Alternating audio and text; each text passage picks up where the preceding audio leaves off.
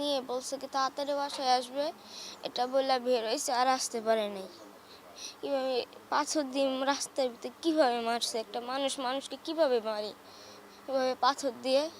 আমি আমার বাবার যারা হত্যা করছে আমি তাদের বিচার চাই, তাদের ফাঁসি চাই। আমার বাবার কোনো দোষ ছিল? আমার বাবার এই ব্যবসার জন্য মায়েরা ফেলাইছে। আমার বাবার দোকানটা দেয় না জন্য আমার বাবার থেকে চাঁদা চাইছে। আমার বাবা বলছে আমি এত কষ্ট করে ইয়ে করছি আমার সন্তানের জন্য, আমি তোদের কেন দিব? সেই জন্য আমার বাবাকে এরকম নির্মমভাবে হত্যা করছে। আমরা তাদের ফাঁসি চাই। এটা হচ্ছে আমার বাবার একটা ব্যবসা, মানে অনেক দিন কিছু এখান তো আমার বাবা অনেক বছর ছোটোবেলা থেকে ঢাকা থাকে। এখন ইদানিং 5-6 বছর ধরে আমার বাবা নিজের একটা ব্যবসা অনেক কষ্ট করে গড়ে তুলতে পারছে। এখন ওনারা চাচ্ছে যে এই দোকানটা এই ব্যবসাটা ওনারা নিয়ে নিবে আর মাসে 2 লাখ টাকা চাঁদা চেয়েছি।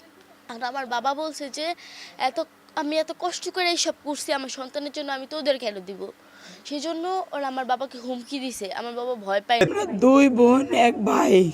আমার এই ভাইটাই ছোট, আমাদের সবার আদরের ভাই। এটা আমার ভাই ব্যবসা করতেছে 5 থেকে 10 বছর ধরে। আমার বাইরে এই ব্যবসাটা নিয়ে অনেক করতেছে, হুমকি দিতেছে, দিতেছে।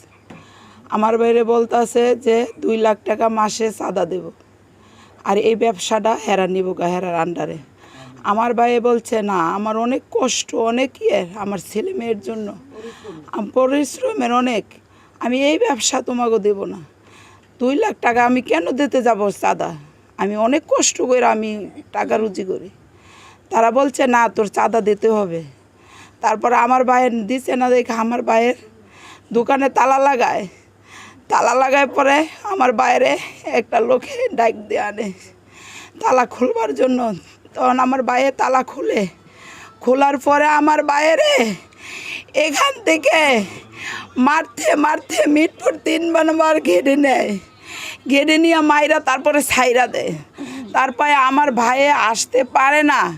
আমার ভাইয়ে অনেক কষ্ট করে উঠছে, উঠতে আসা তারপরে হেন থেকে হেরা দৌড়াই আবার গেটের ভিতরে নিয়ে আমার ভাইয়েরে পাথর দিয়ে আমার ভাইয়েরে নির্মমভাবে হত্যা করছে। আমার বাইরে চলঙ্গ কইরা বুকের উপরে পাড়া দিয়া যাতাম, বুকের উপরে অনেক অত্যাচার করছে। আমার ভাইয়ের হত্যার বিচার চাই, ফাঁসি চাই। আমার ভাইয়ের যারা এমন নির্মমভাবে হত্যা করছে, আমার ভাই আমার ছোট 2টা ভাস্তি বাদে এতেম করছে, তারা আমি হত্যার বিচার চাই, ফাঁসি চাই। বলো পাথর মারিয়ে মারছে মাথারে, ওরে বাবার শোক করছে রে। প্রথমে মামলা হচ্ছে যে বুধবার যখন এই ঘটনাটা ঘটে, আমরা সন্ধ্যার পরে এটা শুনতে পাওয়ার পরে আমরা রাত্রে 11:30টার দিকে রওনা দিই। তো 3:30টার মধ্যে আমরা ঢাকায় পৌঁছাই, কোতোয়ালি থানায় পৌঁছাই। পৌঁছানোর পর তখনও মামলা হয়নি। তো আমার মা যে আমার মামার যে ভিকটিম, মানে নিহত যে তার বড় বোন, তিনি বাদী হয়ে একটা মামলা করে। যে মামলাটা যখন লেখানোর পরে ওনারা ঠিকঠাক মতোই লেখার পরে 17, 18, 19 এই 3 নাম্বার আসামি ঠিক ছিল। এবং সেটা আমাকে ওইখানের ওসি মনিরুজ্জামান মনির উনি আমাকে বলে কি তুমি এটা পড়ো।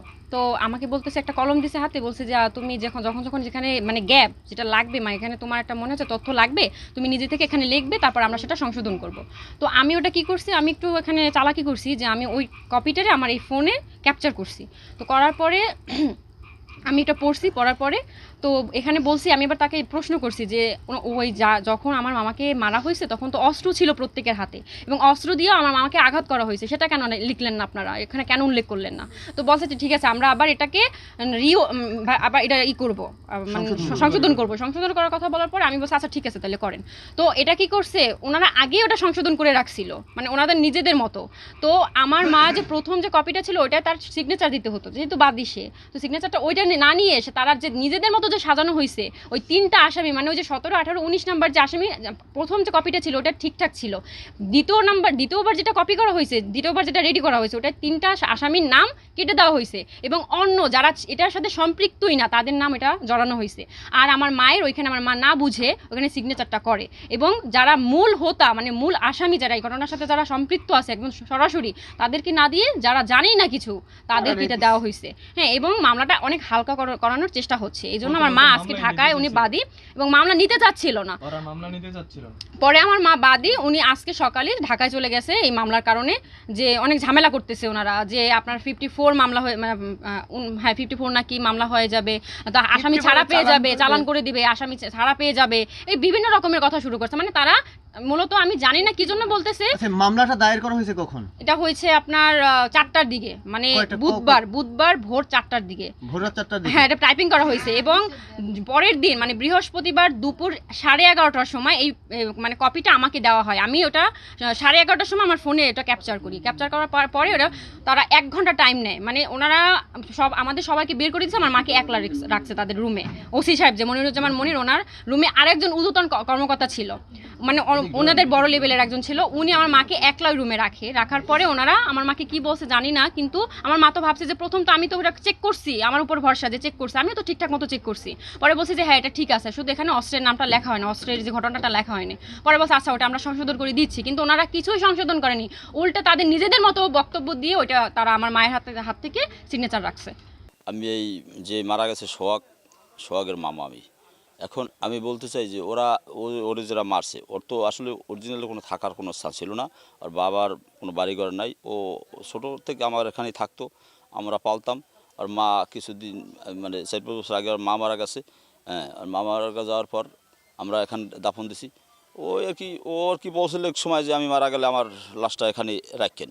যাই হোক, ও ঢাকায় ব্যবসা করতো, ঢাকা ব্যবসা করার বাণিজ্য করার ক্ষেত্রে এই যে একটা মর্মান্তিক ঘটনা ঘটছে, এই ঘটনায় তো মারা গেছে, ওরা মারিয়ে ফেলাইছে, ওরা নির্মমভাবে হত্যা করছে, যেভাবে পাথর ছুঁড়ে মারছে, মারিয়ে ফেলানোর পর এখন আমি চাচ্ছি যে ওই দ্রুতভাবে যে বিচারটা হওয়ার উচিত, মানে যেভাবে শাস্তিটা দেওয়া উচিত সেভাবে শাস্তিটা হোক, বিচারটা হোক। আর এই থাকার মতো, আর যে 2টা বাচ্চা আছে, বাচ্চা 2টা থাকার মতো, হ্যাঁ, একটু মাথা গোজার মতো ঠাই আমরা চাচ্ছি। আমার দাবি একটাই, আমার বাবাকে যেভাবে হত্যা করছে, আমি হত্যাকারীদের ফাঁসি চাই। এর পিছনে অনেক মানুষের হাত আছে, 23 জন মানুষের যেভাবে পাথর দিয়ে মারা হয়েছে, ওদের তো আর এভাবে আমরা মারতে পারবো না, আইন তো আর হাতে নেওয়া সম্ভব না। তাই আমরা তাদের মৃত্যুদণ্ড চাই, ফাঁসি। একটাই জিনিস চাই, শুধু ফাঁসি।